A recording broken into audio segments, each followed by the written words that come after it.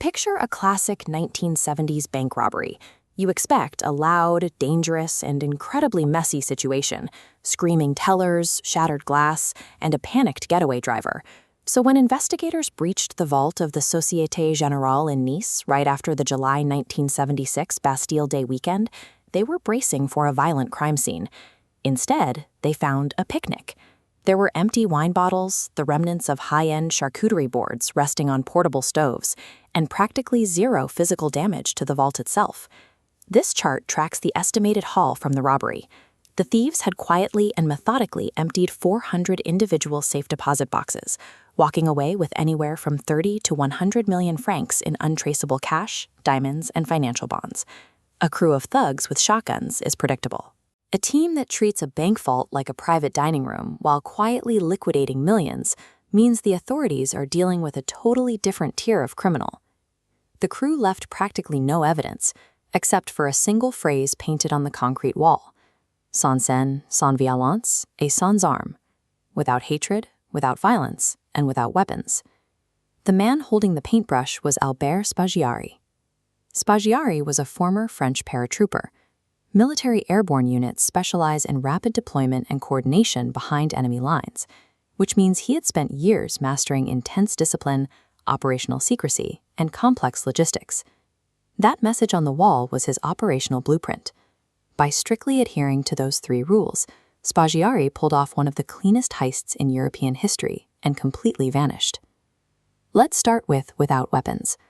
Pointing a gun at a guard is fast, but it carries a massive risk of things going lethally wrong. Spaggiari chose intense physical labor instead. This schematic shows his alternative.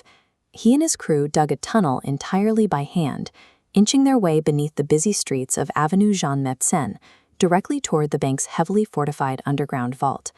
They spent 2 grueling months in the dark, hauling dirt out bucket by bucket, constantly shoring up the ceiling to prevent a collapse that would bury them alive.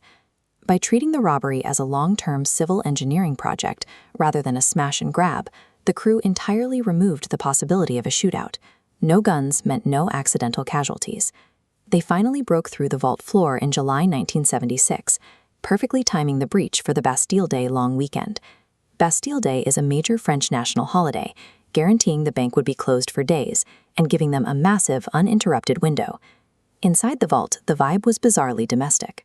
Rather than scrambling to stuff duffel bags, the crew set up camp, poured themselves glasses of wine, and ate hot meals prepared on camping stoves. They lived underground for 4 days, methodically cracking open those 400 deposit boxes one by one without rushing. This careful, almost polite approach stripped the crime of its malice. When the public learned the thieves had essentially hosted a private dinner party inside a bank vault, people didn't see dangerous felons. They saw skilled craftsmen outsmarting the system. Eventually, the French police caught a break, tracked down the crew, and arrested Spaggiari. They brought him to the examining magistrate at the Palais de Justice. By all accounts, Spaggiari was calm, composed, and entirely cooperative during the questioning. Then, right in the middle of the proceedings, he simply stood up from his chair, casually walked across the room, and pushed open the window. He vaulted out the window, plummeted down onto the roof of a parked car, hopped onto a waiting motorcycle, and sped off. No hostages taken, no punches thrown, no threats made. He slipped away with the same polite efficiency he used to empty the vault. After that leap from the courthouse window, the authorities never laid hands on Albert Spaggiari again.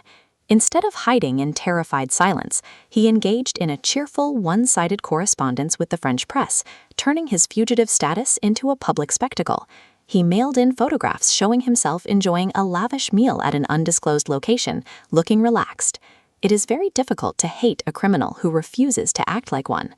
By casting himself as an untouchable bon vivant, he turned the police into the punchline of a national joke and won the absolute adoration of the public. Spaggiari spent the rest of his life free. He died at age 36, back in Nice, taking the remaining secrets of the operation to his grave, without ever offering another word of explanation. He didn't have to explain it. By strictly honoring his own code, Spaggiari proved that a heist could be executed as a work of art, leaving history with a 3-word manifesto that speaks entirely for itself.